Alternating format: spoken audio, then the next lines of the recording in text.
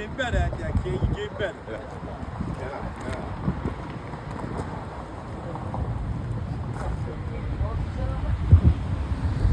Get you a real trumpet, huh? Shalom. Shalom.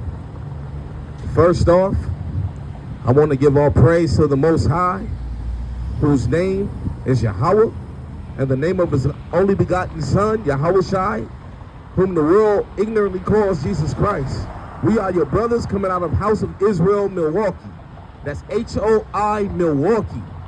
And we are here to wake up our people to the truth of who you are, to give you warning of what's about to come upon this place, what's about to happen, and to give you answers for many questions that you may have about why you go through the things that you go through, being so-called black. So, today, I want to talk to my people because I noticed something that's missing in our community.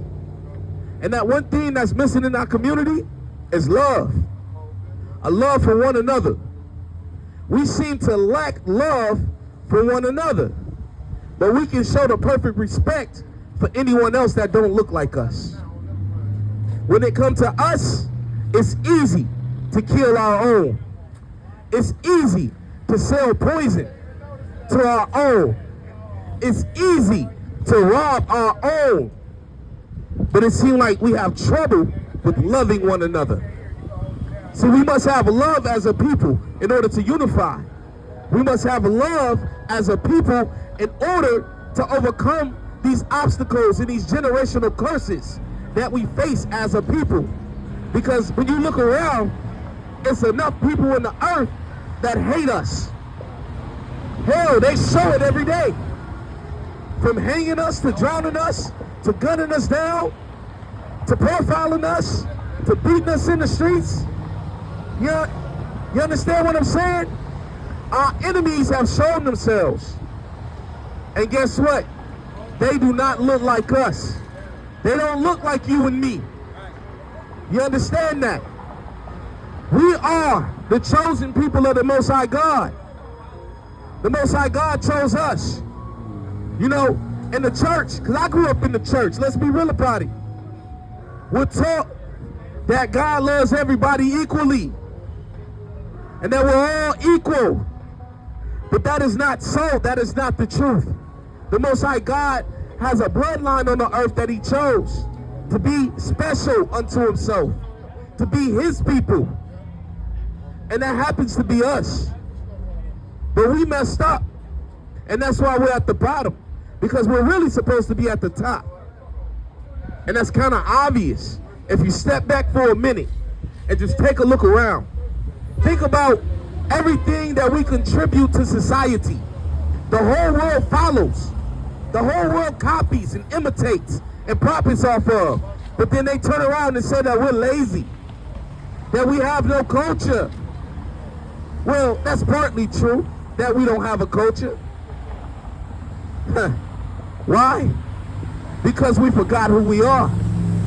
And we don't understand or realize that we lost our original culture, our original heritage, which is the law, statutes, and commandments of the Most High. That was our heritage that was given to us. Let's go and see what it says in the Torah about God's chosen people.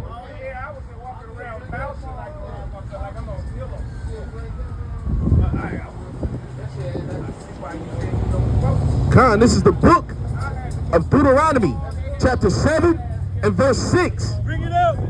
It reads, "For thou art an holy people unto the Lord thy God."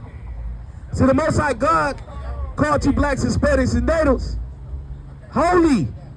Holy is not some mystic thing. All it means is that you're separate, set apart. You are made different from everybody else. And you are to remain separate and different from everybody else. You can't say that you love God, especially for them Christians. You can't say that you love God, but you look just like the world. It doesn't work like that. You are to be set apart. And also, it reads, "The Lord thy God has chosen thee to be a special people unto himself.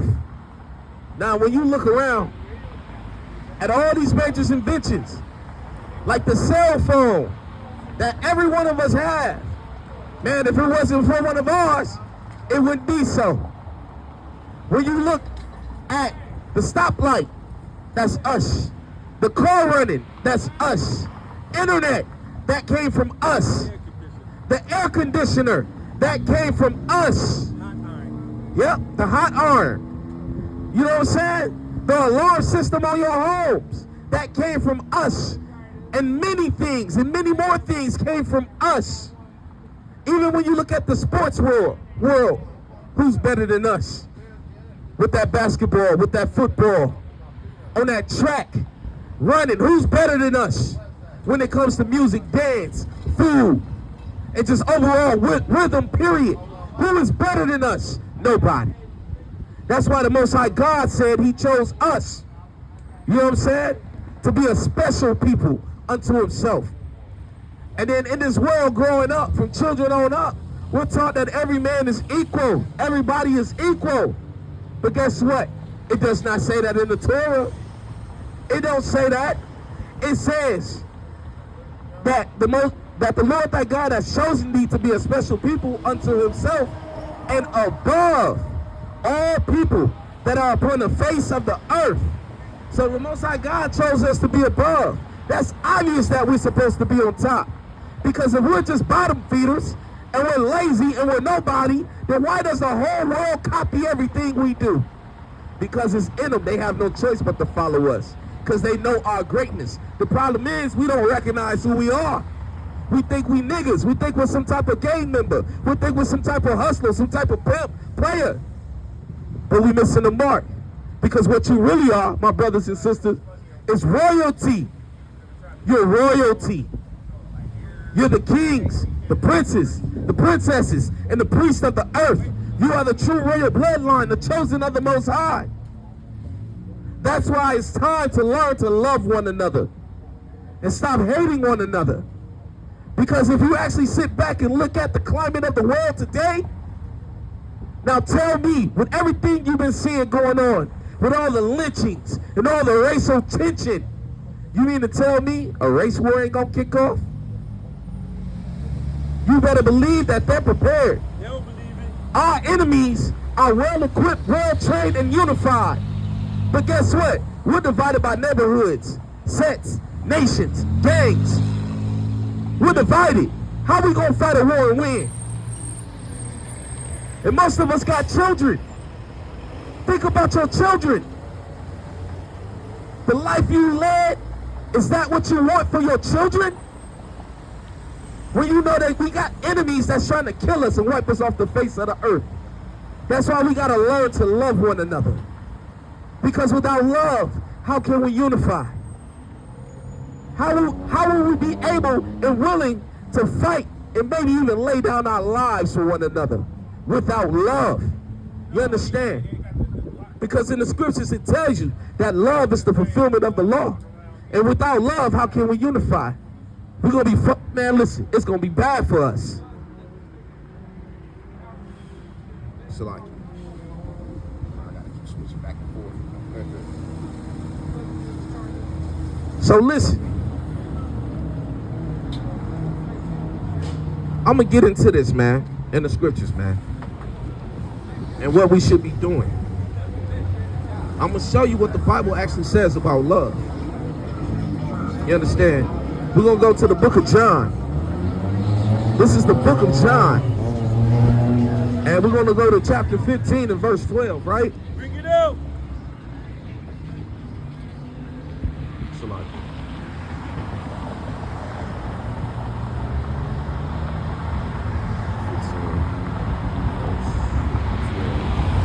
This is the book of John, chapter 15 and verse 12. It reads, "This is my commandment, that ye love one another as I have loved you."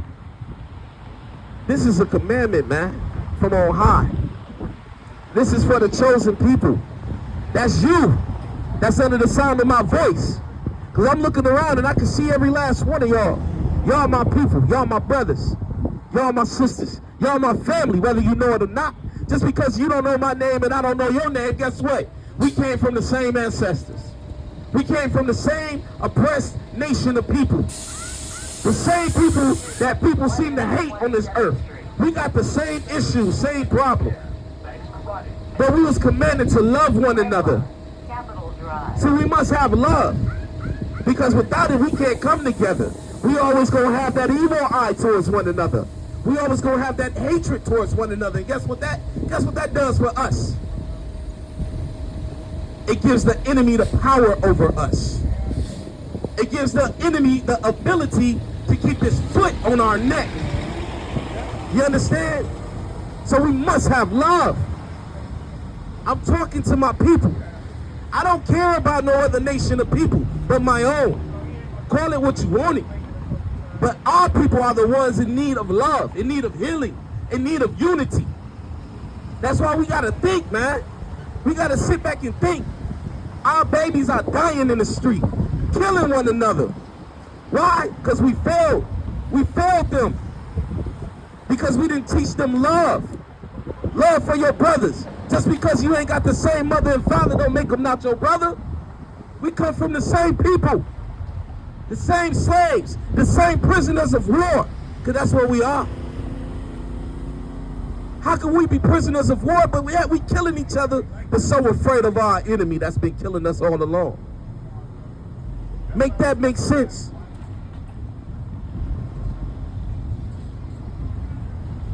Let's keep going. Yeah, we're going to keep going, man. We're going to keep reading right there. We're going to jump down to verse 13. The book of John, chapter 15, verse 13. It says, greater love hath no man than this, that a man lay down his life for his friends. You got to understand that's the greatest love of all. If you my brother, and we at war against our enemies, and I'm willing to lay down my life, that's love. That's the ultimate love. And that love was given to us by example. It was shown. Whether you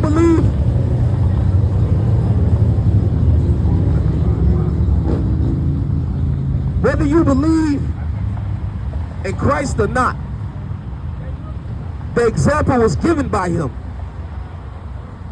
He came and laid down his life, not for everybody in the world, because that's what they taught us. They lied to us. They showed us a picture of a white dude and said he died for you. Ain't no white man died for us. The man that they hung from a tree looked like you. It said he had skin that looked like bronze that was burnt in the fire. And he had woolly hair. He had nappy hair, dark skin. He was hung from a tree. And he did that for us. He laid down his life for us. And that was all because of love. He left us an example on how we should love one another. But it's crazy because walking down the street, you can't even say what's up to another brother that look like you. He might get offended and shoot you. That's crazy. But yet, these crackers, these white folks, these cops can kill us in the street, and all we do is pull out a camera. Talking about, don't do that. All we do is pull out a camera and say, don't do that. Get off him. Stop that. But let someone that look like you owe you a couple dollars. You ready to do some damage. You ready to kill him. You ready to get at him. But our enemies is killing us and hanging us. And ain't nobody said nothing. Ain't nobody did nothing. You study loving your oppressor and hate your own people. It's time that we change that. We gotta fix that. Or guess what? Our children, our little ones, our grandbabies, our generations down the line gonna keep going through the same thing. And it's gonna get worse with time. Do you love yourself? Do you love your children? Do you love your family? Huh? And most of all, do you love the Most High? And if your answer to loving the Most High is yes, How is that possible? You can love someone you ain't seen, but hate your brother who you see. So if you love the Most High, you must love your brother. The people that look like you, that's your neighbor. That's your family.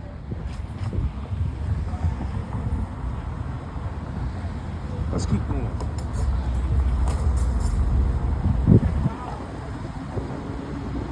We're going to go over to the book of Romans. This is the book of Romans. And we're going to go to chapter 13.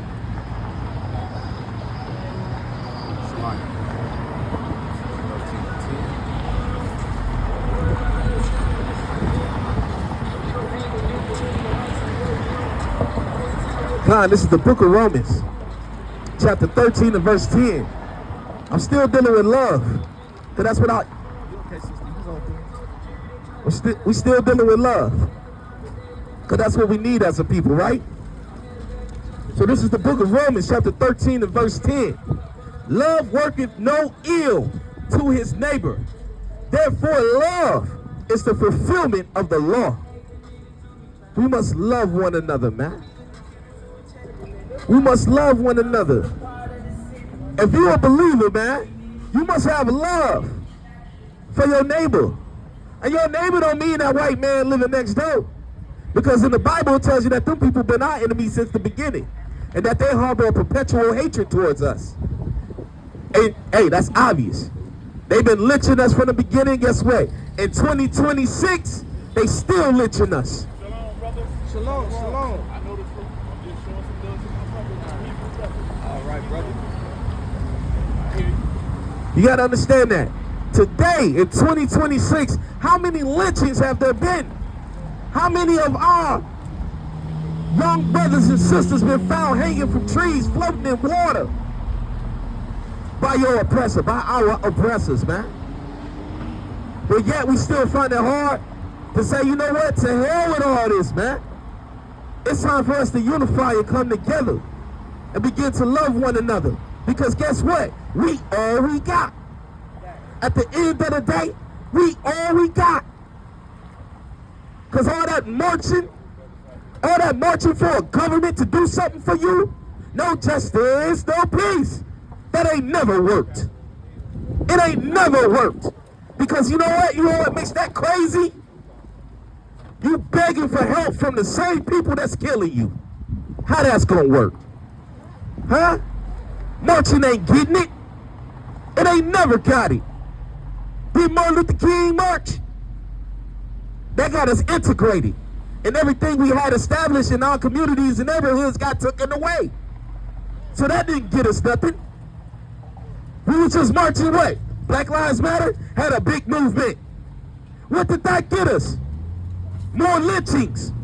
More of our brothers being gunned down.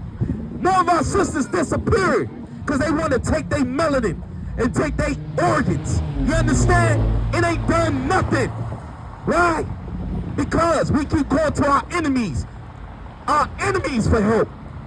They ain't gonna do nothing for us but pacify us. They made Juneteenth a recognizable holiday. Huh? We get a holiday, but you've been killing and hanging us. How about some laws to make that real bad, like you did for the Asians? But no, they ain't gonna do that. Why? Because it's your enemy. How do I know that these people are our enemy and they will forever be our enemy? Man, it tells us in the Bible. Man, I guarantee most of y'all didn't even know that. Y'all didn't know that the Bible tells you who your enemies are in the earth. There's 18 nations in the earth. And then you have some chief enemies. Yeah. And the Bible tells you, hey, such and such is your enemy. These people are against you. Yeah. The Bible is not for everybody. It's for one group of people. And that's us. You know what I'm saying? The children of Israel. We are the chosen people of God. And I'm going to bring that out so you can understand that you got enemies that plotted against you. That's why a lot of us don't know that we're prisoners of war. That's why a lot of us think that we're American, or the new term that they pushing, we're foundational black Americans. You're a foundational black, which is a social construct It has no legal value whatsoever. And then you call yourself American, which this country. Hey, this is getting that fast. Which this. Let me change this, man. I gotta get this out.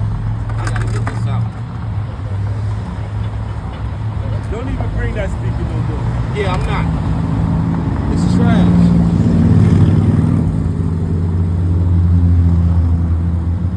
Mic check.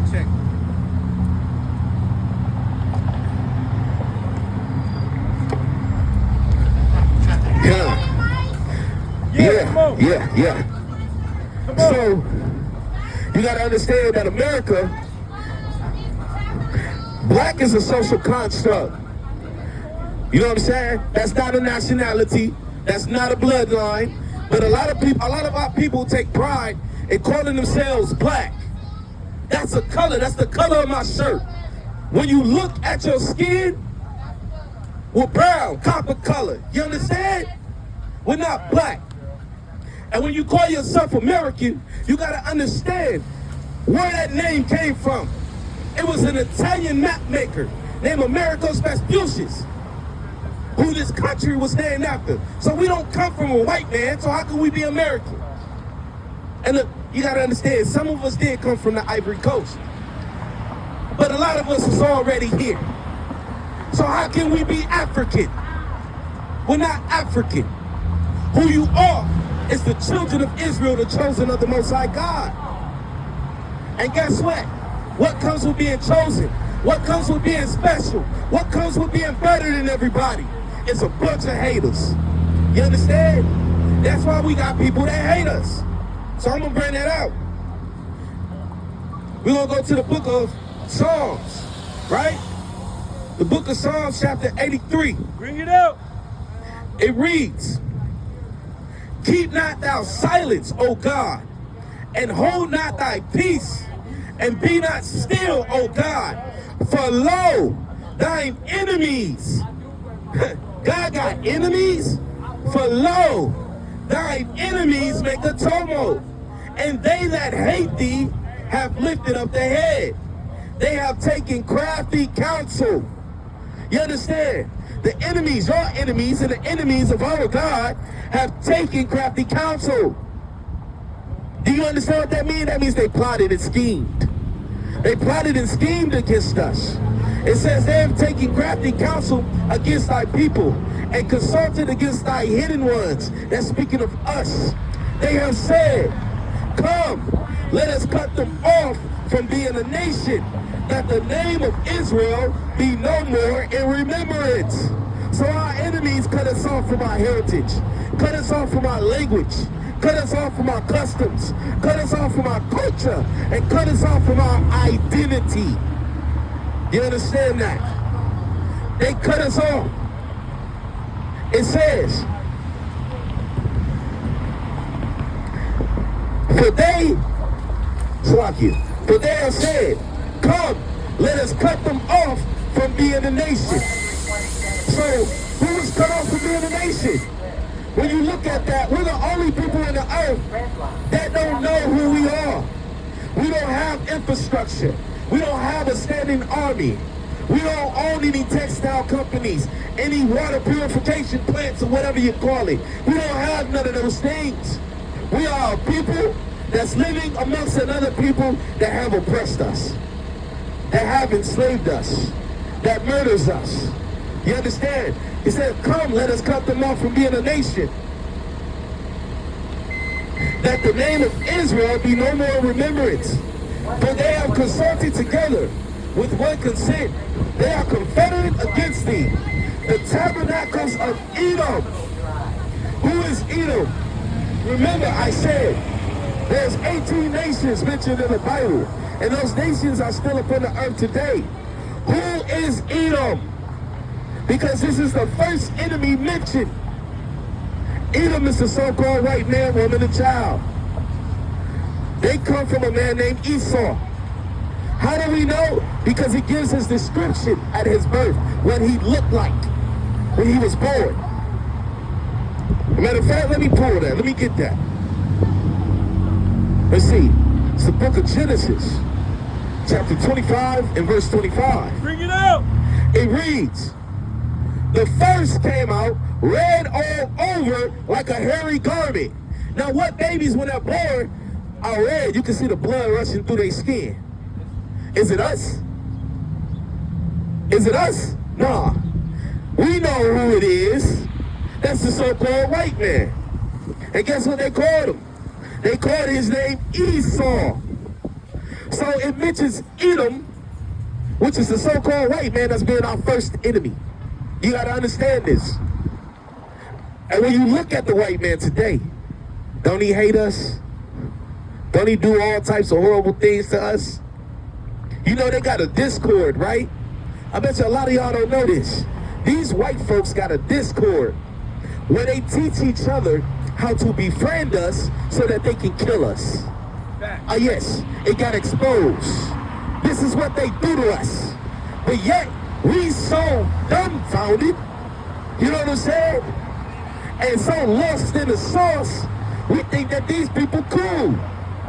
Yeah, well, they might have hung that brother up over there, or they might have tried to throw that young brother at that barn party here in Wisconsin. They tried to put him in a meat grinder, but that was just them. This my white friend right here, he's cool.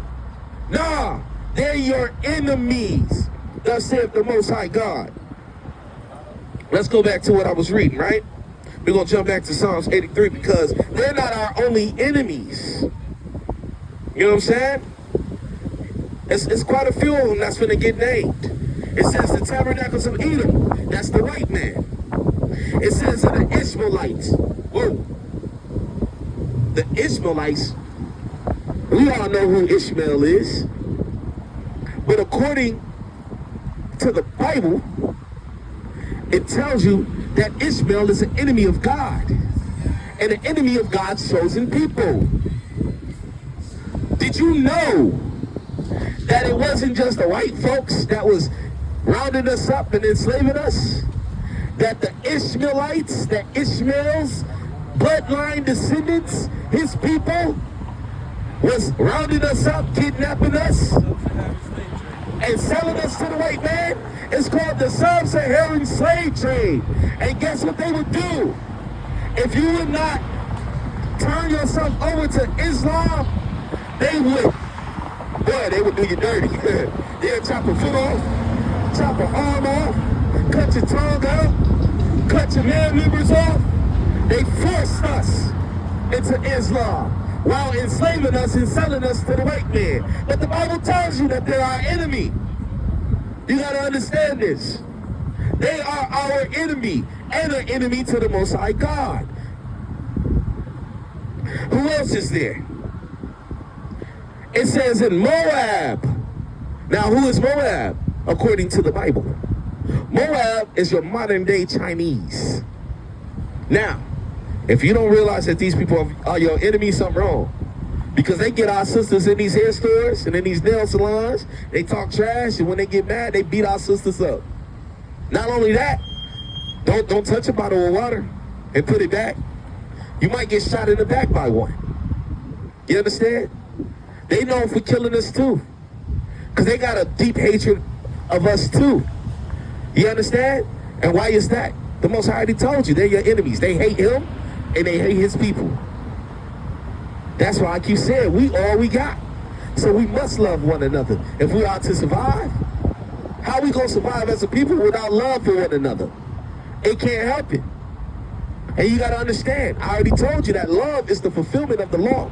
The law is what God gave us to abide by. He didn't give us religion. He didn't give us denominations. He didn't give us that. He gave us law, statutes, and commandments to govern ourselves as a people. You know what I'm saying?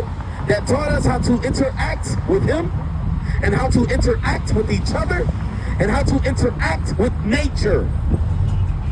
This is what he gave us. You gotta understand? And when we follow these things, it equals perfect love. For love is the fulfillment of the law. And as a people, we must have that for one another. Because if we love one another, could a cop stand in front of you and kill a brother in front of you? Hell no. Because I know I ain't finna let it happen in front of me. I'll do that time for one of mine. If I see a cop killing one of mine, you know, look, that cop gonna drop right there. I'm not finna stand by with my phone talking about some do that. Don't do that. I'm not pulling out my phone. I'm finna get busy because I love my people. And that's what we stand for. That's because we love our people. That's why we willing to get out here, risk our lives saying these things. We know what comes with this, but we don't care because we love our people. And it's not just because of a commandment, it's because we genuinely love our people. And I hate to see my people going through what we've been going through all these hundreds of years, man. When is enough gonna be enough? When is enough gonna be enough? Because you're not black, you're not a nigga, you know what I'm saying? You're not lazy, because the country was built off our backs. And a lot of the comforts that they have from these modern inventions came from our people. So we're not lazy, we're not dumb, low IQ people. No, we're not that. We're very intelligent, very compassionate, very capable of loving, but we misdirect that love. And I know a lot of it's done out of ignorance, because we don't know no better. Because we don't know that we're royalty. We don't know how great we are. You understand? Because if you really truly knew who you were, you would move different. You would talk different. You would walk different. You would hold each other accountable into a higher standard as a people. You understand? Our little ones wouldn't be riding around talking about I'm smoking on the op pack, because they would have integrity. Because guess what? Guess what? It's monkey see, monkey do. Our children learn from us. And if we ain't got no structure, if we ain't got no love, what you think that means for our little ones? And it gets worse with each generation. You gotta understand. I'm finna jump over to Deuteronomy, right? This is the book of Deuteronomy. Chapter 15. Chapter 28 and verse 15. Bring it out. See, this is the reason why a lot of us don't know who we are and have a hard time grasping loving one another, right? Because we don't realize why we're facing these generational curses. Why are we going through this? Why is our people going through that and this? Why are we oppressed? Why are we at the bottom? Why we got to fight over scraps? You know what I'm saying? Why is our communities riddled with all this gang violence, drugs, single mother homes, domestic violence, and such like things? And then we call it generational curses, right? But did you know that those generational curses are recorded in the Bible as a punishment for disobedience to the Most High God? Come on, I'm finna bring it out right now. Let's get it. This is the book of Deuteronomy, chapter 28 and verse 15. It reads, "But it shall come to pass, if thou wilt not hearken," the word hearken means to listen, not just listen, but to do, to put into practice. Let me start from the top. Deuteronomy chapter 28 and verse 15. "But it shall come to pass, if thou wilt not hearken unto the voice of the Lord thy God, to observe to do all his commandments and his statutes, which I command thee this day, that all these curses shall come upon thee and overtake thee." So we're under generational curses that seem to be super glued to us as a people, generation upon generation, is because we refuse to be obedient to the words of the Most High God. We refuse to take heed to his law. And one of those main curses is actually hatred towards one another. That's a curse. Let's bring it out here. This is the book of Deuteronomy, chapter 28 and verse 54. It reads, "So that the man that is tender among you and very delicate," this is a caring and loving brother, a brother that loves his people. You understand? It says that the man that is tender among you and very delicate, his eye shall be evil towards his brother. His eye shall be evil towards his brother. That's hatred.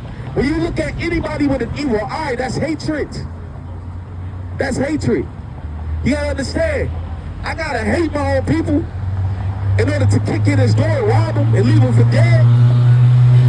I gotta hate my own people in order to whore out my sisters. You understand? I gotta hate my own people if I'm willing to sell them dope that I know that's killing them and causing problems. You gotta understand this. I gotta hate my own people to make music talking about smoking on an op pack. That's an evil eye. That's a curse on our people. And it's only one way out. And that's to turn back to who you are. To realize your true identity, man. As the children of Israel, that's who God called you. He called you his chosen. Don't you know what that means, man? Don't you know what that means to be the chosen of the Most High God? That means that everywhere you set your foot on belongs to you. Everywhere you step belongs to you. The riches of the earth is yours. You understand? It's your inheritance, man. Rulership over the earth is yours. That's why these people hate us so. That's why the whole world seems to be against us. It ain't just because of the color of your skin. That ain't it. It's a lot of melanated people. The Eastern Indian man is melanated. You got someone that's darker than us. So it's not the color of your skin. It's what's in your blood, man. It's your bloodline and who you are. They know who you are. They know who we are. They know that everything belongs to us. They steal everything from us. They did it ancient times, and they've been doing it in modern day times, even to this day. You know what I'm saying? Hip-hop was born from the struggle. You got to understand this. It's a part of our culture, born from the struggle. Where in the world does a man all the way over in China know about our struggle? How can he recognize our culture, but yet they want to be rappers?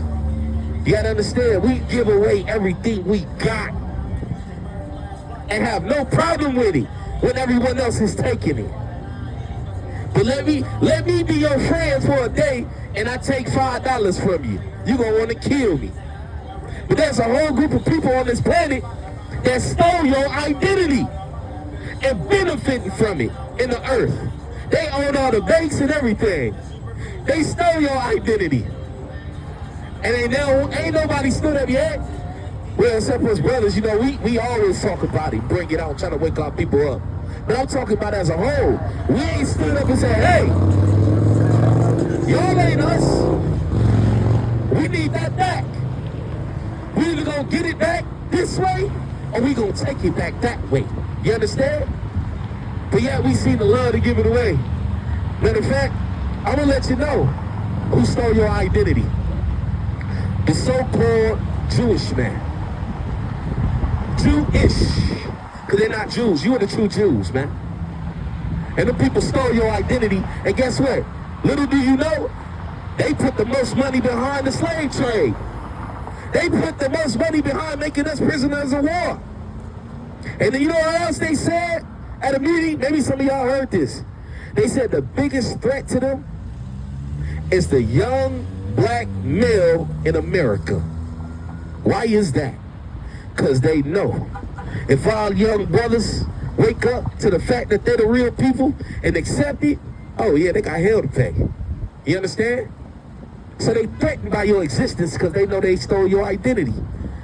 And the Bible talks about them. It tells you who they are. So I'm going to let you know who your enemy is. Right? Oh yeah, their biblical identity is Amalek, man. They go by Ashkenazi. A lot of them, Sephardi. You understand? But when you read the scriptures in the Bible, you will find out that Ashkenazi is actually Gentiles. So let me bring that out in the book of Revelation. I got two more. Yeah, I got this one. So I'm going to jump to the end of the book, right? In the book of Revelations, it tells you about these fake Jews, man. You know what I'm saying? It tells you exactly who they are. This is the book of Revelations 2 and 9. It says, I know thy works and tribulation and poverty. This is speaking to us. You understand? Because we go through a lot as a people. And we are impoverished as a nation. You understand? But it says, but thou art rich. Why are you rich, my people? Because the kingdom of heaven and the rulership of the earth is for you. The Most High God chose you for that position. You understand? And it says, I know the blasphemy of them which say they are Jews and are not, but are the synagogue of Satan. So, God lets you know that your enemies, the ones that call themselves Jews or Jewish, that stole your identity, it said that they lie, they blaspheme. They're not Jews. It said that they're the synagogue of Satan. You got to understand, the Bible is real, man. How do we know that they're the synagogue of Satan for real? All right. Who runs the industries?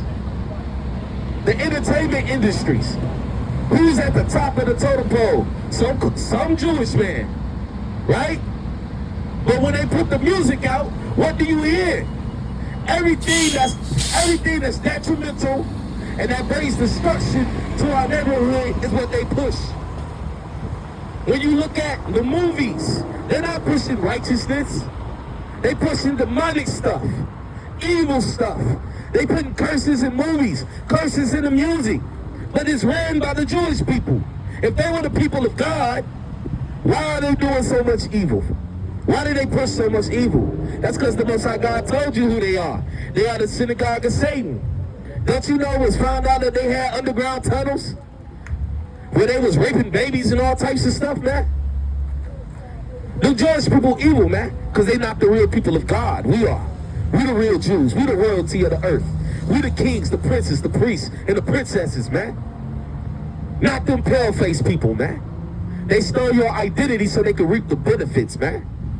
When we gonna stand up as a people, right? Because the Bible says that we shall take the kingdom. You understand? So when we gonna stand up as a people? Unify. Love one another. Turn back to the law, statutes, and commandments and claim our heritage back. So we can get this thing together, man. And stop being lost in the sauce. Being okay with crumbs. Being okay with whatever your enemy tells you or give you. Huh? When is it gonna change, man? When is enough gonna be enough? Ain't you tired of seeing our people being strung up from trees? You know, what, like 4 years ago, they were saying racism is dead. It ain't no more racism in America. Nah, man. Racism is alive and thriving. And the main target is you. It's you. But what you gonna do about it, huh? What you gonna do about it? Are you gonna listen to these words? Ask questions?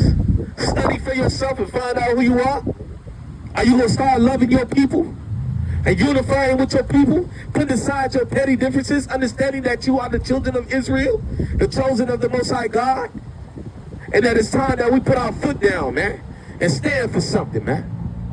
Because if you don't stand for nothing, guess what? You will fall for anything. And most of our people have fallen for anything, man. That's why we accept whatever these people tell us, man. When we know they hate us, man. It's time to get it right. I got one more I believe y'all with, right? Before I hand it over, man, to my brother, man. This is the book of Revelations.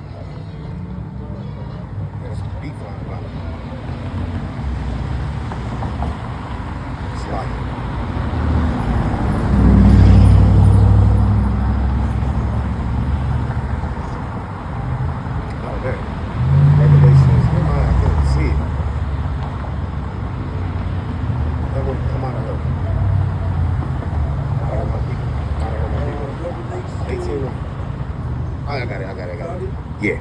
So this is the book of Revelations 18 and verse 4. Bring it out. It says, and I heard a voice from heaven saying, come out of her, my people, that ye be not partakers of her sins, and receive not of her plagues.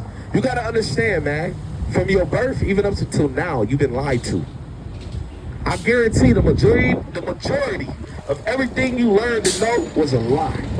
And that lie came from your enemies, man. So it's time to come out of these wicked ideologies, man. It's time to come out of the self-hatred that's been taught to you, being born and raised in this nation, man. It's time to come out of hating your brother and your sisters. You understand? Because what? Death and destruction is coming to America, man. The Most High God is going to destroy this place, man. Because guess what? This place got to go down in order for our people to rise up. Because as long as America stands, our people will be oppressed. So, come out of her. Understand that you are the chosen of the Most High God. Turn back and keep His law, statutes, and commandments, man, because that's our heritage, our culture. Start loving one another instead of hating one another, man. And if you got a problem with a message of love, then you need to do some self-examination. If you got a problem with loving your brothers and sisters, the people of your nation that face the same struggles as you every day, then you need to do some self-examination, man. Something wrong there. So start loving one another. Know who you are, so-called blacks, Hispanics, and natives, man. You know what I'm saying? Of Negroid and indigenous descent, man. Know who you are. Know who you are as the children of the Most High God. The chosen of the Most High God, man. Turn back, repent, and keep the law, statutes, and commandments, man. And with that, I'm going to pass it off to the next speaker, man. Kwame Yashala.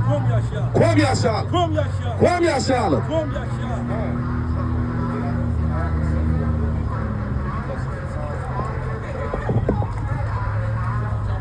Yeah.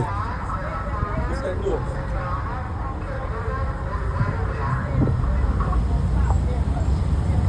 Come, man. The brother spoke powerful in the spirit, right? And I'm going to pick up where he left off, man, with a couple of scriptures, because this hate situation that's going on between our people, man, it has to be eradicated, right? So we're going to bring out some scriptures right now, man. Let me get Leviticus 19 and 17, huh? Because these are not our words. These are the words that come in the scriptures. And many of these words, you're not going to hear them in your Sunday church. Because the pastor's not going to tell you what's really in the Bible. He's going to tell you a good little story. He's going to make you feel good. The choir going to sing a bunch of songs for you. And then he's going to pass the plate around like 5-6 times to get your money. Got that? Read. This is the book of Leviticus, chapter 19 and verse 17. Thou shalt not hate thy brother, Salakia. Thou shalt not hate thy brother in thine heart. That right there is a commandment. It's found in the Torah. Thou shalt not hate thy brother in thine heart. Read. Thou shalt in any wise rebuke thy neighbor and not suffer sin upon him. Meaning, when you see your neighbor or your brother going off, then you're supposed to correct them. But can we do that in 2026? How easy is that to do in 2026? You can't tell our brothers and our sisters jack, because they don't want to listen. Everybody got the Tupac spirit. Only God can judge me. Right? So when you see little little Ray out there risking their life about to get in trouble, and you say something to him, here come their mama. Don't say nothing to my child. Don't correct my child. But that same woman will have her feelings hurt and be upset with you if you seen her child about to die and you could have stopped it and you did nothing. So it's a crazy double standard. Read. Thou shalt not avenge nor bear any grudge against the children of thy people. You see that? But do we bear grudges against our people? Yeah. Do we look to get revenge against our people? Yeah. All the time. There's somebody out here right now looking to get revenge on somebody. There's somebody sitting around right now, right here can hear my voice, and you got a grudge against somebody. You got a grudge against somebody that look just like you. How many times you see brothers, biological, brothers and sisters, they go to a funeral, have a couple of words in a disagreement, and they don't talk to each other for years. Right? And you know what I'm saying to be true. Right? Because like the brother said, we have a perpetual hatred against each other. Right? It is a curse. Let's get that again. Give me that in Deuteronomy 28 and verse 54, King. No, okay, finish that out. but thou shalt love thy neighbor as thyself. I am the Lord. So you're supposed to love your brother and your sister as yourself. If you're eating that night, you want to make sure your brother and your sister's eating that night. If you got a roof over your head, you want to make sure your brother and your sister got a roof over their head. You could be going inside a fast food restaurant and see a brother sitting outside looking to get some food, hungry, or a sister destitute, and you'll walk right past him. You'll walk right past him and spend that money on something that you don't even need. Right? And leave your brother and your sister hungry. Right? And this is what's going on in our community. Why do we hate each other so much? I'm going to show you why we hate each other so much. Give me that, Deuteronomy 28 and 15. Read.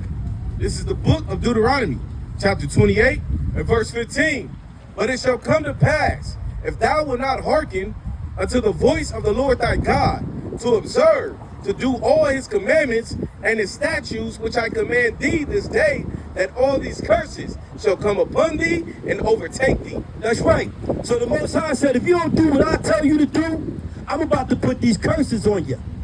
And they ain't gonna be nice. We know that curses is not a nice thing. And you know what? Give me the book of Revelation chapter 1 and verse 3. See, y'all don't read this Bible. Y'all go to church and y'all let the pastor gaslight you and tell you what's in the Bible instead of you picking it up and reading it yourself. That's why you don't know nothing. That's why he can take your money every Sunday. That's why when you behind on the ring, you can't go to your pastor and ask your pastor to help you out. Right? Because you're not picking up this Bible and reading it for yourself. Don't take our word for it. Write these scriptures down that we bringing out and see if what we telling you is the truth. Read. This is the book of Revelation, chapter 1 and verse 13. And in the midst of the seven candlesticks... Salakia, give me Revelation 3 and 1.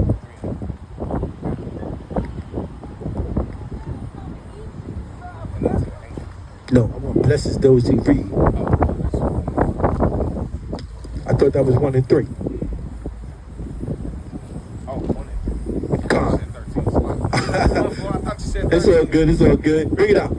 This is the book of Revelation, chapter 1 and verse 3. Blessed is he that readeth. What? He said, blessed is he that readeth.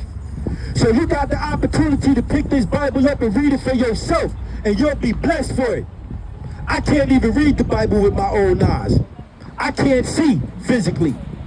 But I know this Bible because the Most High put the Spirit on me to understand these words. So I can come out here and I can tell you what's written in the Bible. But don't take my word for it. Pick it up and read it yourself. What the scripture say, King? Blessed is he that readeth. Blessed is he that readeth. You're blessed when you go to the public school and you read their books and they give you a false account of our history, right? You feel blessed then, right? You'll be more blessed if you pick up this Bible and read it yourself instead of letting your pastor read it for you, right? Drop that. Give me the book of Ezekiel chapter 22 and verse 26, right? Because these churches is a damn lie, man. The church is the biggest whorehouse in America, right? Got that? Come, read. This is the book of Ezekiel, chapter 22 and verse 26. Her priests have violated my law. You see that? Her priest, Babylon's priest, has violated the Most High's law. Because when you go to the church, what the pastor tell you? The law is done away with. The law is done away with. You don't got to keep that no more. In fact, don't even read the Old Testament. Just stick to the Gospels. Now, what type of sense does that make? You're going to open up a book and you're going to go to the end of the book without reading the middle and the beginning and think you're going to get a good understanding? But you're not. Read that from the top. This is the book of Ezekiel, chapter 22 and verse 26. Her priests have violated my law and have profaned mine holy things. And profane his set-apart things, right? That means that in the church, there's some things that's supposed to be set apart. That's not supposed to be worldly. But that's not happening in the church, right? Because when we go in the church, what we see in the church? We see women going in the church dressing like they go into the club. We see men in the church, all they trying to do is sex the women in the church. We see the pastor in the church. The pastor in the church, he having sex with women, men, and children. This is your modern day Christian church, right? They there to get your money. Look it up. See what the church is listed under. It's not listed under anything special. It's listed as a business, because that's exactly what it is. It's a business, and the business is made to get your money. And they're going to tell you anything that they can tell you in that church to get your money. Read. God. They have put no difference between the holy and profane. Neither have they showed difference between the unclean and the clean. That's right. Because they over there celebrating pagan holidays that the Bible tell you not to celebrate. They celebrating Christmas, they celebrating New Year's, they celebrating birthdays, they celebrating Thanksgiving, they celebrating Mother's Day, Father's Day, any day that they can celebrate except for the days in the Bible that the Most High told you to celebrate. And we continue on in these man-made customs all the time. And we never stop breaking these laws. And as long as we don't break these, as long as we break these laws, these curses will continue to plague us. Right? Drop that. Give me the book of Isaiah, chapter 56 and verse 10. Let's get some more on these pastors that's up in the church. Isaiah 56 and 10. And it's all right. We your brothers. Come talk to us. Come talk to us. Come get this knowledge. Got that? Read. This is the book of Isaiah, chapter 56 and verse 10. His watchmen are blind. Oh, not blind like me. But when you lead a church, when you're a pastor or a priest, you're supposed to be a watchman over your congregation. You're supposed to be able to let you know when danger is coming, when there's doing something wrong. He's supposed to correct you. Just like we read back in the book of Leviticus chapter 19 and verse 17. Right? But they're not doing that. They're not going to let you know when danger coming. In fact, they're going to be the ones that's hoping the danger come to you. Right? Read. They are all ignorant. They are all dumb dogs. The Most High said, those pastors, those priests, they are all ignorant. They are all dumb dogs. I didn't write this. I didn't write it at all. I just know it. Read. They cannot bark. They cannot bark. Dumb dogs that cannot bark. If you got a dog in your house and somebody's trying to come in your house without your permission, ain't your dog supposed to bark and let you know danger is approaching? But the Most High God of the Bible said these pastors and these priests are all dumb dogs that cannot bark. The reason why they can't bark is not because they can't talk. It's not because they can't speak to you and give you a warning. The reason why they can't bark is because their hands are tied. Their hands are tied by the government because they in cahoots with the government so they can make money off of us. Read. Sleeping, lying down, loving to slumber. That's right. All throughout the week, what they doing? They kicking back. Because they know on Sunday, they're about to come to the church and they're about to rack up and get all that money. Read. Verse 11. Yea, they are greedy dogs, which can never have enough. Say that again. Yea, they are greedy dogs, which can never have enough. Right. They can never have enough. Right? They will find any type of way to make money off of us or make money off of their congregation. Don't the roof of the church always need to be fixed for some reason? Don't they always need some money for some type of event? Don't they always need some money for something that don't got nothing to do with you? You even got pastors that own private planes and private jets. They flying on G5s and all that, right? But they come and tell you, hey, I need you to put more money in the pot because I need another plane. But hold up, pastor, you already got a plane. It doesn't matter. And you help the pastor get the extra plane, and guess what? You can't even ride on the damn plane. You help the pastor buy the plane, and you can't even ride on it. You help the pastor buy a car. You can't even drive it. You can't even get the pastor to give you a ride. But this is the pastors and the priests that we listening to in these Christian churches that's lying to us. Read. And they are shepherds that cannot understand. And they can't understand. You know why they can't understand? Drop that. Give me the book of Psalms chapter 111 and verse 10. The reason why they can't understand is for the same reason that you don't understand. Because just like in the book when we read it, Deuteronomy 28 and 15, you're not keeping the law. You're forsaking the Most High's law. That's why you don't have a good understanding. So even if you pick this book up and you read it, you're not going to get a good understanding. Read. This is the book of Psalms, chapter 111 and verse 10. The fear of the Lord is the beginning of wisdom. That's right. The fear of the Lord is the beginning of wisdom. You should fear the Lord. It would be a wise thing for you to fear the Lord if you knew how vicious the Most High could be. Right? It would be wise of you to understand that he could give you cancer. He could get you hit by a car. He could have somebody shoot you down in the street. He could have the police beat you to death. He could have a hurricane come. He could have a tornado. He could do a tsunami. The Most High could kill you in many ways. Right? So it'd be wise to fear the Lord's judgment. Right? But if you're keeping his commandments, he's a loving God. He's a caring God. But he could be a very vicious God if you're not keeping his laws, statutes, and commandments. Read. A good understanding have all they that do his commandments. No, the ones that just listen to his commandment. A good understanding have all they that do his commandments. No, they just talk about his commandments. A good understanding have all they that do his commandments. So you got to be doing the Most High's commandments in order for you to have a good understanding.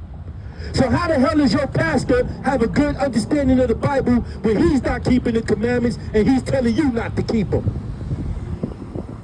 That's why you sitting up in the church amongst people, sitting up in there, old ladies with all that damn fruit on the top of their head, like it's a damn fashion show or something, not getting edified, not getting understood, and keeping us separated, right? And it's not just the Christian church that's doing that. It's you so-called independent Israelites as well. You identify as an Israelite, but you're not keeping their commandments. You're slacking in your commandments, right? You might keep the Sabbath day, right? You want to keep the Sabbath day holy. You think you're doing something, but you ain't going to the Feast of Tabernacle. You ain't keeping the new moon. You ain't keeping the Feast of Dedication. Right? You're not keeping the Day of Atonement, right? And you think you have a good understanding? Read that from the top.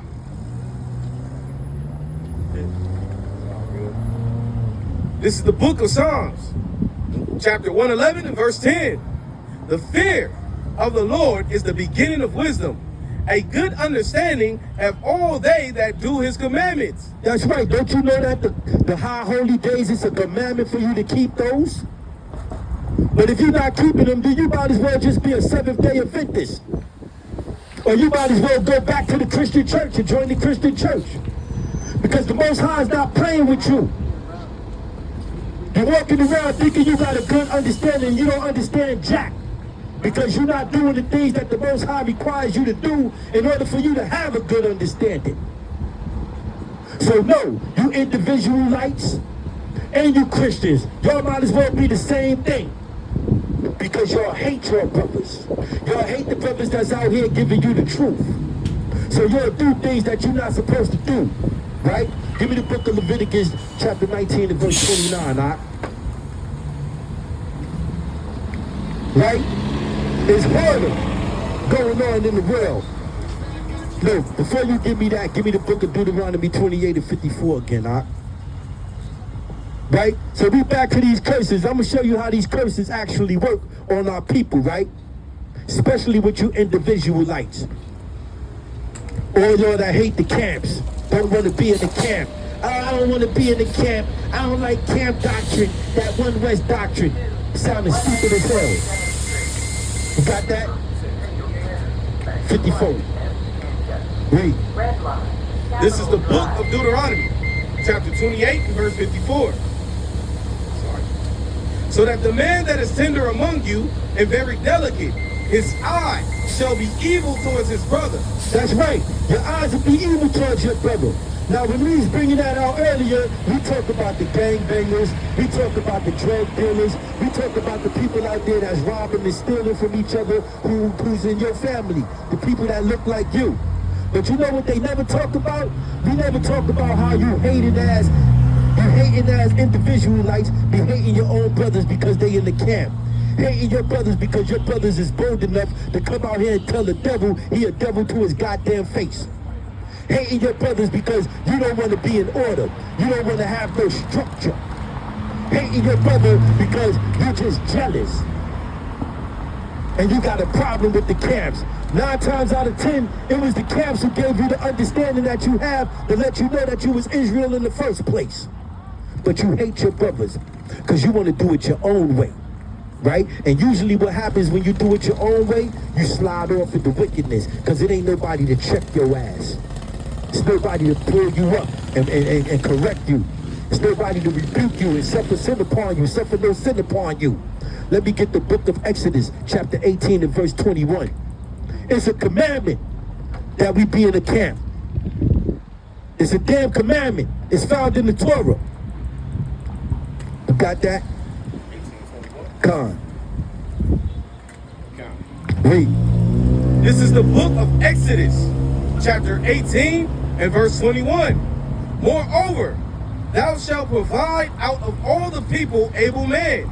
Able men. That means men that's able and capable. Read. Such as fear God, men of truth. Such as fear God. Didn't we just talk about fearing the Most High in the book of Psalms 111 and 10? It would be wise. So this right here is Moses. He's picking wise men that fear God. Read. Men of truth, hating covetousness.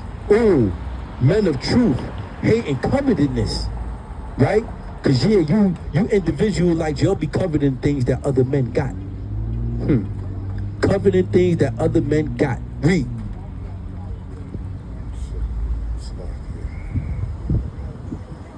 And place such over them to be rulers of thousands, and rulers of hundreds, and rulers of 50s, and rulers of 10s. You ain't doing that. The only brothers that's doing that is these bold men that's out here on these corners, on these highways and these hedges. Because we're putting this nation back in order with structure. But now y'all don't want to do that, right? Is there any more of that? Read. And let them, verse 22, and let them judge the people at all seasons. And that's exactly what we do. We judge the people at all seasons. Meaning what? We're not telling you that we're going to give you your final judgment. That's for the Most High to do. But we're going to judge you according to your works in righteousness. Right? Drop that. Give me the book of John chapter 7 verse 24. Right? Because what are you going to say? You're going to say, oh, nah, you know, only God can judge me. He who judges, let him be judged. Right? You're going to say some silliness like that, try to twist the scriptures.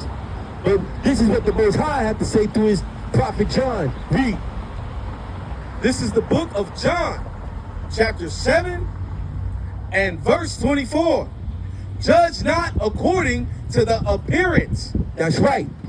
Judge not according to the appearance. Y'all be judging these camps. Y'all look at the brothers out here on the corner and y'all judge us based on appearance. Right? They say, oh, there's some angry men. Those men over there, they racist. Those men over there in the camps, they abuse and disrespect the women and they treat their women like slaves. It's a goddamn lie, man. It's just like any other organization or any other situation where we bring our people together. Everybody ain't gonna be perfect, especially coming out of the world. Read. But judge righteous judgment. Do what? Judge righteous judgment. So we're supposed to judge righteous judgment. What does that mean? We judge according to those that's keeping the law, statutes, and commandments of the Most High God, man. And that's what we're supposed to do. Judge righteous judgment. We don't give a damn about your emotions. We don't give a damn about your human philosophy. The only thing we care about is what's written in these laws, statutes, and commandments and having faith in Yahweh Shem Yahweh Shai. Period. We don't care. It's all about what's in the word of this Bible, man. If it ain't in this Bible, we don't care. Right? Give me the book of Leviticus chapter 19, verse 29.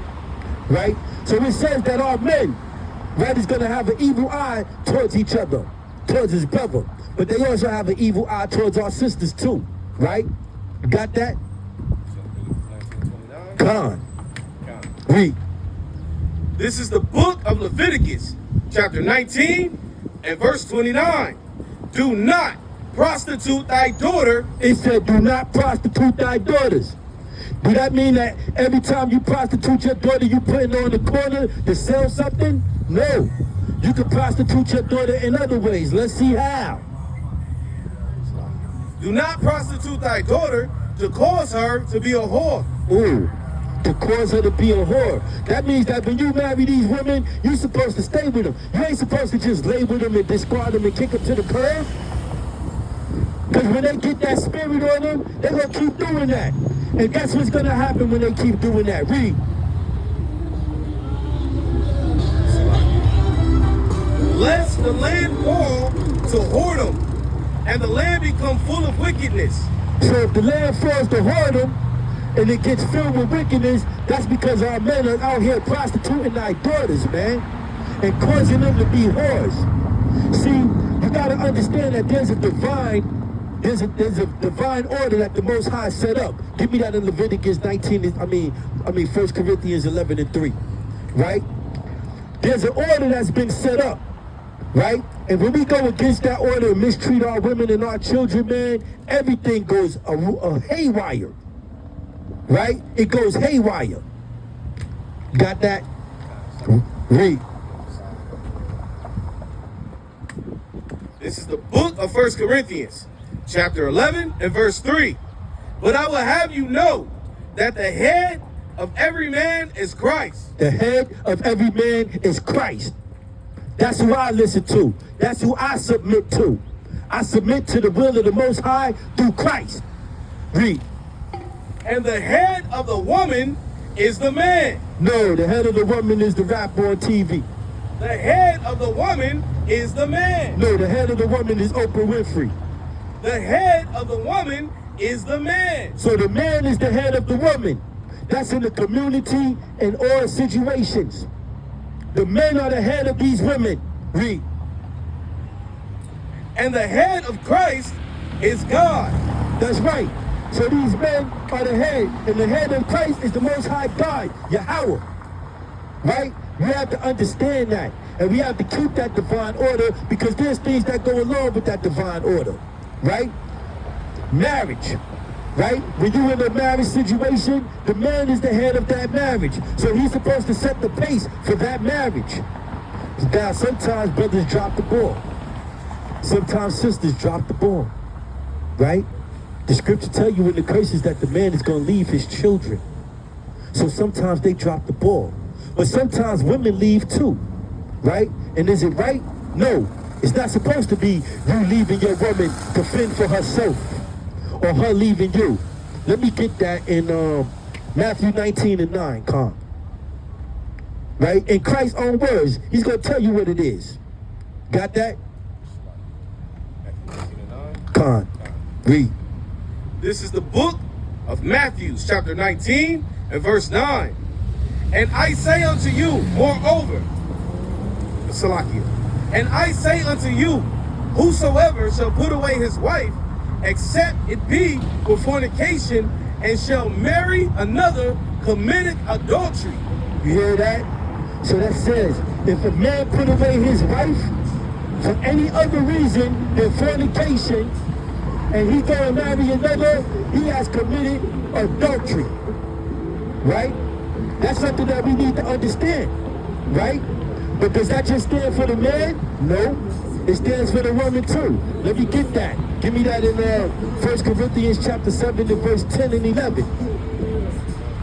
Finish that up.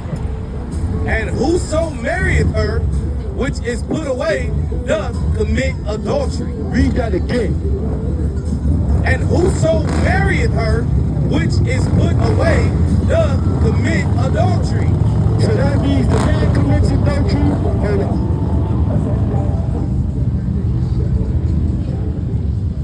motorcycle folly today. Right? Read that from the top. Let me see. This is the book of Matthew, chapter 19 and verse 9. And I say unto you, whosoever shall put away his wife, except it be for fornication, and shall marry another, committeth adultery. Con, read on. And whoso marrieth her, which is put away, doth commit adultery. So that means both of them are in the sin of adultery, right? People don't want to accept that, but the mere fact is, it's a whole bunch of people running around here that are in a state of adultery and don't even know it. Because when you lay with somebody, that's your husband, that's your wife, right? But the Most High winks at your ignorance, right? So you may not have known that. But when you come into this truth, you learn that, right? You don't just jump around from woman to woman and man to man, because that's sinful, it's whoredom, right? Drop that. Is any more on that? Drop that. Give me the book of 1 Corinthians chapter 7 and verse 10 through 11. That's right, man. So there's a lot of people running around here right now that's in the midst of whoredom, that's in the midst of adultery, living in sin. And you think the Most High is hearing you? You think the Most High is listening to your prayers? You think you have a good understanding of Scripture when you continuously living in iniquity? Hell no. You got that? 1 Corinthians chapter 7, verse 10 and 11. Read. This is the book of 1 Corinthians, chapter 7, starting at verse 10. And unto the married I command, yet not I, but the Lord. Let not the wife depart from her husband. Say that again. Let not the wife depart from her husband. Ain't that what a lot of sisters be doing nowadays? Oh, I'm tired of this nigga. I can't take it no more. I'm about to get rid of him, and I'm gonna replace him and get me something better. Because they always believe that the grass is greener on the other side. But what the Most High say, take it from the top. But, Salakia, and unto the married I command, yet not I, but the Lord. So that means that the Lord commanded this. Not Paul, not me, not my brother that's reading for me, but the Most High God himself commanded this. Read. Let not the wife depart from her husband. Read on. But if she depart, let her remain unmarried. You hear that? If you depart from your husband, you kick your husband out the crib and tell your husband to be gone, right? You are not to marry again. Read it again. But, and if she depart, let her remain unmarried, or be reconciled to her husband, and let not the husband put away his wife. See that? So yeah, it's a lot of our brothers and sisters that's running around here that's caught up in adultery. They don't want to hear it though when you try to explain it to them. And if you're living like that, it's only one thing that's going to happen to you. The Most High is going to deal with you, right? So while you're living in that constant state of iniquity, let me show you how the Most High feels about it. Give me the book of Psalms chapter 5 and verse 5.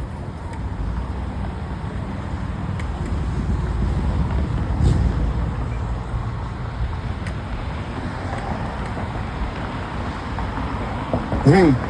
This is the book of Psalms, chapter 5 and verse 5. The foolish shall not stand in thy sight. That's right, because you got to be foolish as hell to go against the words of the Most High God. Read. Thou hatest all workers of iniquity. He hates workers of iniquity. And that's what you're doing when you go against his word knowingly.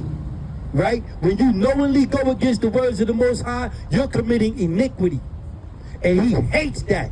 He hates the workers of iniquity. Not just the iniquity itself, but the workers of iniquity.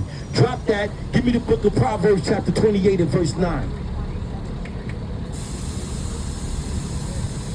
Y'all gonna learn today. Read. Oh, Salaki, you said wrong. Con, Proverbs 28 and 9. Read. This is the book of Proverbs, chapter 28 and verse 9. He that turneth away his ear from hearing the law, like some of y'all do when we try to give you scriptures so you can get a good understanding of what's going on. When we try to tell you to keep the law, you turn your ear. I don't want to hear that. I don't want to hear that. I'm going to do what I want to do. Right? Making yourself your own God. Self-idolatry. Read. he that turneth away his ear from hearing the law, even his prayer shall be abomination. Hold up. So you mean to tell me that the Most High will make your prayers to him an abomination? I bet you the pastor in the church ain't telling you that. I bet you individualites and you people that hate the camps, y'all ain't telling your congregation that. Y'all ain't letting them know that your prayers will be an abomination. Y'all ain't letting them know that the Most High hates you if you're working iniquity, right? And some of y'all will be like, your Christians will be like, well, that's the Old Testament. That's the Old Testament. That doesn't stand anymore. Even though that's a lie from the pits of hell, we're going to show it to you in the New Testament. Let me get the book of St. John, chapter 9, verse 31. See, we got these scriptures for you, right? We got these scriptures for you. Got that? Read. This is the book of John, chapter 9 and verse 31. Now we know that God heareth not sinners. Ooh. The Most High God does not hear sinners. Many of you are praying for nothing. Praying for nothing. You asking the Most High for houses and cars and money and stuff like that. The Most High is not dealing with you. Satan is giving you that. Satan is giving you that so he can keep you in a state of sin. So he can keep you in a state of iniquity so the Most High can hate you. Right? Give me that. 1 John. No, hold on. Finish that out. Now we know that God hears not sinners. But if any man be a worshiper of God and doeth his will, him he heareth. See that? So the ones that's doing his will, that's who the Most High is hearing. Ain't none of y'all doing his will like we doing his will out here. Because y'all ain't making your body a living sacrifice for the Most High God. Y'all ain't going out there pushing this envelope, pushing this gospel. You ain't putting yourself at risk. You ain't putting your freedom and your life at risk for this gospel. No, you cosplaying. You cosplaying. Just because you got a silky beard and you put some fringes on and you say, shalom. So now you think you fully being an Israelite. No, you're an idiot. Because you're not keeping his law, statutes, and commandments in his high holy days. Right? Read that again.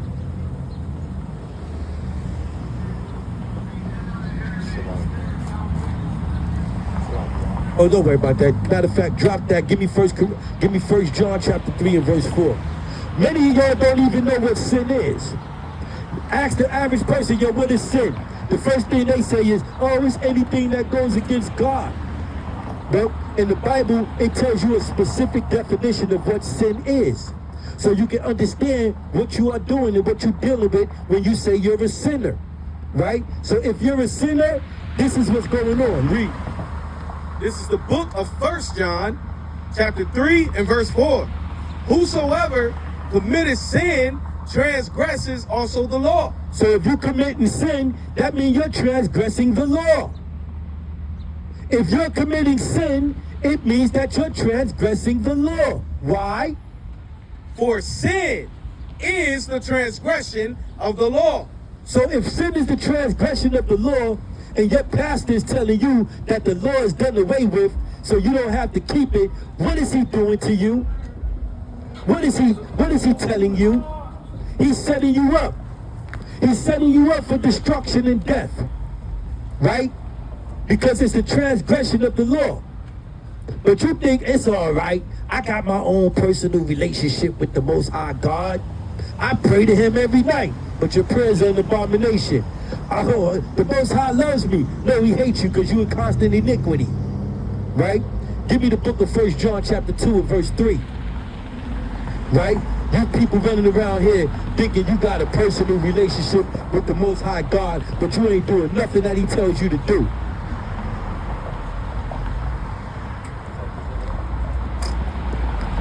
You got that? Read. This is the book of 1 John, chapter 2 and verse 3. And hereby we do know that we know him if we keep his commandments. He that saith, I know him, and keepeth not his commandments is a liar. No, they telling the truth. Is a liar. No, they know what they talking about. Is a liar. They keep the law, statutes, and commandments. Is a liar. That's right. So if you're not keeping his commandments, you're a damn liar. And the truth ain't in you. And when you're speaking, if you're not speaking according to this word, it's because the truth is not in you. Give me the book of Isaiah chapter 8 and verse 20, King. Right? It's because the truth is not in you. That's why you don't do what the Most High tell you to do. Especially you dusty individual lights. Hating on the camps. Got that? Isaiah 8 and 20. Right? You got that? Read. This is the book of Isaiah, chapter 8 and verse 20. To the law and to the testimony. If they speak not according to this word, it is because there is no light in them. You hear that? It's because there's no light in them. If they're not speaking to the law and to the testimony, which is the prophets, there's no light in you. You can't have a conversation with a godly man if you're not keeping the law, statutes, and commandments and speaking according to the law and to the prophets. So how can you have that dialogue when you're not prepared? It's above your pay grade for you to even do it. Read it again. To the law and to the testimony. If they speak not according to this word, it is because there is no light in them. So what do we have to do to correct that? Right? Christ told us what we had to do to correct that. Give me the book of Matthew chapter 5 and verse 16.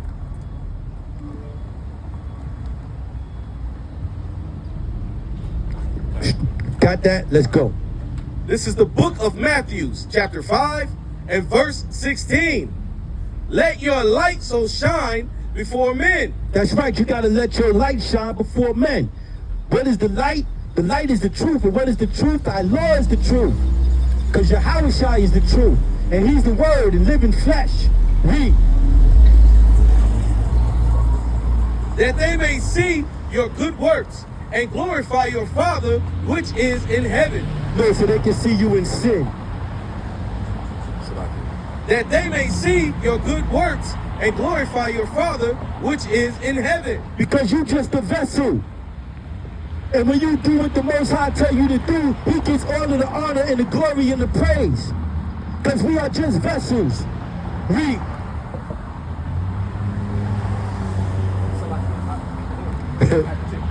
God. Read. I lost the spot. Come on, we at Matthew 5 and 17 now. Got it. 5 and 17. Think not that I am come to destroy the law. So your pastor's lying. Christ said he ain't come to destroy the law. Read. Or the prophets. I am not come to destroy, but to fulfill. Right there, that's when the Christians be like, stop everything. He came to fulfill the law. The law is done away with. He came to fulfill. No, he came to fulfill what the prophets were saying about him. The things that he would suffer to prove that he was the true Messiah. Right? Let's get that. Give me the book of Acts, chapter 3 and verse 18. Right? That's right. He put on a clinic today to show you, right, what the Spirit of the Most High do for you when you don't even read the Bible with your own eyes ever in life. But the Most High put the Spirit on you to know his word. Got that? Read. This is the book of Acts, chapter 3 and verse 18. But those things, but those things which God before had showed by the mouth of all his prophets, that Christ should suffer, he have so fulfilled. You see that? So that's what Yahushua, who you ignorantly call Jesus Christ, that's what he came to fulfill. The things that it was said that he would suffer for his nation, for his people. He didn't come to fulfill and take away the law, statutes, and commandments. Only an idiot would really think that. Go back to the book of Matthew chapter 5, start at verse 17 again. You got it? Read. This is the book of Matthew chapter 5 and verse 17. Think not that I am come to destroy the law or the prophets. I am not come to destroy, but to fulfill. For verily I say unto you, till heaven and earth pass, one jot or one tittle shall in no wise pass from the law till all be fulfilled. And all has not been fulfilled yet because the Yahweh Shah, who you ignorantly call Jesus Christ, has not returned yet. Until he returns, we got to keep these laws, statutes, and commandments. And it don't matter how you feel about it. It don't care about your emotions. It don't care about your philosophies. We don't care about your man-made traditions. We're going to keep this law like the Most High said. And you should keep it too, because it'll be wise for you to do that. Let me show you another law before I close out. Give me the book of 1 Corinthians chapter 7 and verse 39. Right? Because we was talking about how our men and our women be leaving these marriages and jumping around and doing all of this stuff and putting themselves in perpetual sin and iniquity. Right? Well, I want you to understand this, sisters. When you lay down with a man and he's your husband, this is what the Lord says. These ain't my words. These ain't my brother's words. These are the words of the Bible. Read. This is the book of 1 Corinthians, chapter 7 and verse 39. The wife is bound by the law. By the what? By the law. No, just by her personal feeling. By the law. By her attitude. By the law. Her emotion. By the law, as long as her husband liveth. But if her husband be dead, she is at liberty to be married to whom she will, only in the Lord. Only in the Lord. You hear that? Until he died. So your sisters out here, you better go back and find your first boyfriend. you better get back with your baby daddy. I'm trying to tell you now, man, it's not a joke. And you know what? They always say we need more than one witness, right? Let me get that again in the book of 1 Corinthians chapter 7 and verse 2. Right? We need 2 witnesses for that, right? To make a thing stand, you need 2 or more witnesses. We got the other witness for you right here. Got that? Read. This is the book of 1 Corinthians, chapter 7 and verse 2. Nevertheless, avoid fornication. Let every man have his own wife, and let every woman have her own husband. Let the husband render unto the wife due benevolence, and likewise also the wife unto the husband. So y'all don't even belong to each other, man. You know what I'm saying? Y'all don't even belong to yourselves. When you get married, you belong to your husband.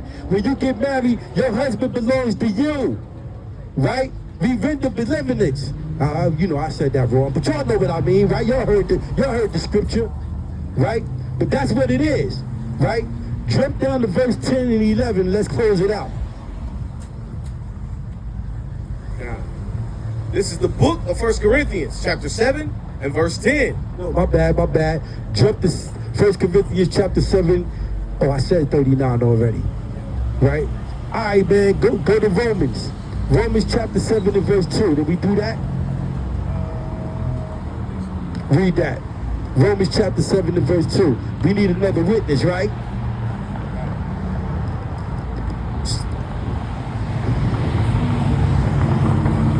Got that? Read. This is the book of Romans, chapter 7 and verse 2. For the woman which hath an husband is bound by law to her husband so long as he liveth. But if the husband be dead, she is loosed from the law of her husband. And that's the bottom line, right? So we gave it to you in 2 witnesses. So I'm trying to tell you now, man, be very careful about who you laying with. That goes for you brothers and you sisters.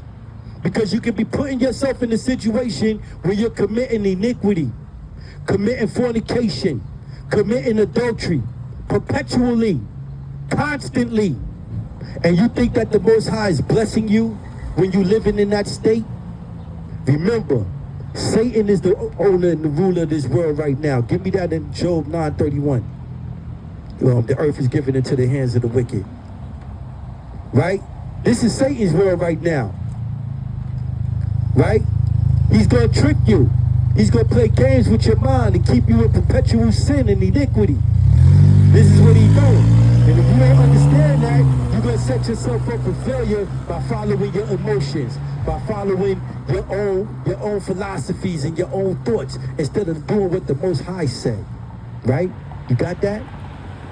Read. This is the book of Job, chapter 9 and verse 24. The earth is given into the hands of the wicked. No, the earth is given into the hands of the godly. The earth is given into the hand of the wicked. Your philosophy, Into the hand of the wicked. your prayers. Into the hand of the wicked. So you see that? So even the wicked is running this world. We know who the wicked is, right? And they the ones that's giving you these false doctrines. They the ones that's giving you these philosophies. They the one that's feeding you lies. It's not the camps. It's not the brothers in the camps that's out here risking their life and their freedom, right? It's these brothers out here on the corner that's giving you the truth, man. Because we make our bodies a living sacrifice, and we try our best to live according to the will of the Most High God, Yahweh, Bahashim, Yahweh Shai, man. And with that, we gonna close out. Kum Yashala. Wom Yashala. Kum Yashala. Wom Yashala. Kum Yashala. Wom Yashala. Yeah. Ah.